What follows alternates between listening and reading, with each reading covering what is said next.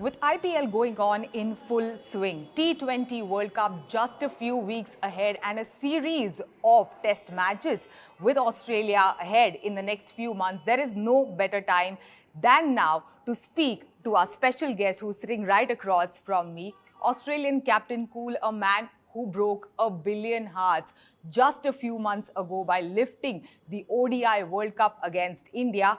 Pat Cummins, welcome to CNBC TV18. Thanks for having me. Thanks for the intro. Pat, so we are meeting in the New Balance store, which is opened in Mumbai. You have been a New Balance ambassador since 2011, I believe, since your first test match. Quite a long association. Tell us about being New Balance's brand ambassador over the past many years.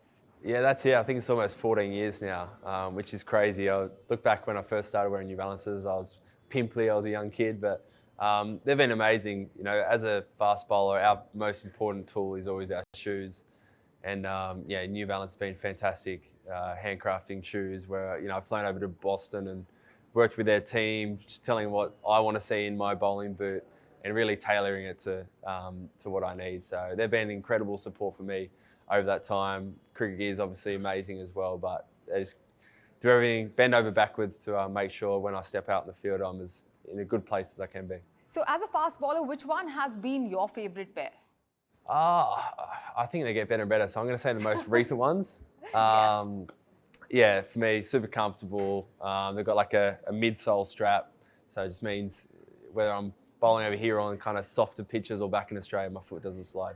Okay. So, you know, I was reading up one of your interviews in which you said that back then when you associated with New Balance and how it has stuck with you through your, you know, through the years, over the past many years, through your injuries as well. And back then when you associated, it was kind of a dad brand in Australia to becoming this really cool brand in the country. And one of the reasons why, of course, is, you know, the fact that to rope in, you know, amazing cricketers, amazing sportsmen in a sporting nation like Australia. Now, with their plans getting aggressive in the country, which cricketer would you recommend the shoe to?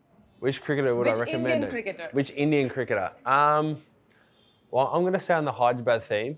I'm going to say Abhishek Sharma because he's young, but he's cool. You know, he's got a bit of quiet confidence about him. So I'm going to say Abhi. Great. And as I mentioned right in the beginning, you're here for the IPL tournament, which is going on in full swing. This is your first time leading a T20 side. You have led, of course, Australia in ODI and Test.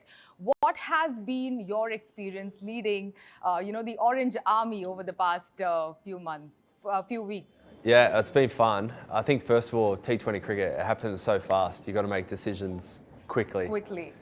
Sometimes you finish your over and you remember you haven't chosen who's going to bowl next over. You've got to quickly think about it. So that's been one aspect. I think working with a lot of the Indian players I didn't really know super well before coming over has been great as well.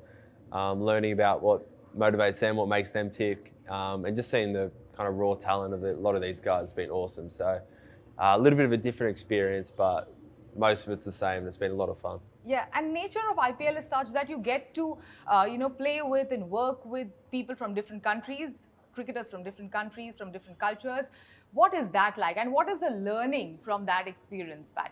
Oh, it's great. You know, in our team we've got a couple of South Africans. We've got Glenn Phillips from New Zealand. Even a couple of coaches have played all around the world. So it's good. I think you realise that, you know, people from different cultures might even speak different languages, but kind of when it comes to cricket, everyone's pretty similar. Yeah. And it's kind of the one thing everyone bonds over. But, you know, even some of the overseas players who we've played, you know, for Australia against, sharing some of the stories of the great matches we've played over the years is always a bit of fun as well. So do you foresee SRH going ahead and winning the IPL this time round? Of course. That's why we're here. Absolutely. Is it a gift to self in the birthday month, which is May? Yeah, I mean, that would be great. Yeah, we've obviously, SRH have won it once before. So first goal is to get to the top 4 and then anything can happen in the finals. So, you know, you have been such an amazing captain. Tell me something. How do you go about choosing your team? Is it the current performance? Is it experience? How do you go about it? I think it's a mix of both. You know, of course, we've always got selectors and coaches who have as much, if not more say than I do as captain. But I think you always just want a mix of everything. You know, experienced guys who have done it for a long time, that's obviously hugely valuable, but so is a young guy who's got no fear and who's even a little bit naive and just takes the game on. I think that's always refreshing to see as well. So you kind of map out how you want the style that you want the team to play, and then you pick the 11 guys who's best suited. Okay, so moving ahead and speaking about the T20 World Cup, which is we are just a few weeks shy of the T20 World Cup. Which teams, according to you, will be the top 4 teams in the T20 World Cup? Well, definitely Australia, and then you can choose whichever 3 you want. Which are the other 3? Don't care. You can pick any of them. Don't care. Okay. Since you are in the country, I have a couple of questions to ask you about India, some lighter ones about India. Favorite stadium in India, which is your favorite stadium in the country, according to you? Favorite stadium? I'm going to say Lucknow. Yeah, Lucknow. Lucknow? Yeah. Lucknow, why is that? Don't know, it's a bit bigger than a lot of the other stadiums. Like Bangalore and some of the stadiums are fun, but they're too small. So I'll say Lucknow. Or home, Orange Army in Hyderabad's amazing. Okay, Orange Army since home stadium in Hyderabad. Which cricketer has been the most toughest to crack during this IPL tournament, for which you had to create the maximum amount of strategy as a team? I'm trying to think. I mean, the Bangalore game was amazing. Dinesh Karthik, he was hard to bowl to at the end there at Bangalore. So he played a blinder, so I'll say DK. Apart from that, which Indian player did you grow up watching that you admire the most as an icon? I mean, Sachin Tendulkar was always a superstar. Growing up. I think another one was, Anil Kumble as well. Seeing a tall leg spinner was a bit different. Bit different to what we saw in Australia. Which Indian batter has given you the nightmares, has troubled you the most? Trouble the most? I don't know. It feels like almost every batter on their day there's, some of the main guys, they have good days where you don't have answers, but then I've also got them out a few times. So. Okay. Which Indian cuisine that you have liked? Because you visited the country quite a few times in the last couple of months. So which Indian food, cuisine, meal, dish that you loved the most? Love the most. Is it Hyderabadi biryani? I do love Hyderabadi biryani. I mean, today we're in Mumbai, so I'm going to say pav bhaji. Pav bhaji? Yeah. Pat Cummins loves so pav bhaji. Yeah. Which Indian phrase have you picked up? Which Hindi phrase have you picked up over the last couple of weeks here? Last couple of weeks? It's probably not a good one, but cello. That's the word I hear a lot. Cello? Yeah. Cello. Like, let's go. Aage chalo. Yeah. Okay. I have seen, how you play, and your performance over the past couple of years has only improved. What do you tell yourself before like a tough match or a game, Pat? How do you motivate yourself?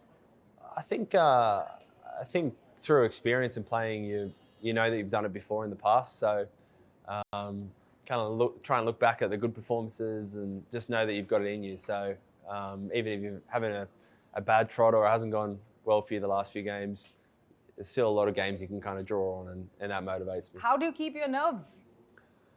Is it a strategy? Is it some music, some distraction that you have? Well, yeah, I've got a 2-year-old, so that normally keeps me pretty busy.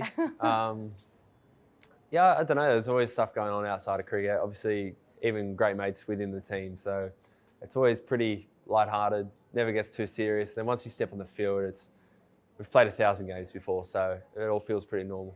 So you are such an inspiration, Pat, and India is a country where cricket is a religion. I believe every nook and corner, even the place that we are sitting in right now, every nook and corner will have an aspiring cricketer to make it to the top 11 in the country. What is your tip to them? What is your formula? What is the Pat Cummins formula to make it to the team? Well, I think, what I always say is just, we all started playing cricket because we love it. And if you love it, you end up training more, you end up playing better, you play with more freedom, you're not uptight. So I always just say, whatever keeps you loving the game of cricket and keeps you playing for those right reasons, I think it's going to give you the best chance as well. Whatever keeps you loving the game of cricket. What a nice thought. Thank you so much. Thanks for joining us today. Thanks so much. Thanks.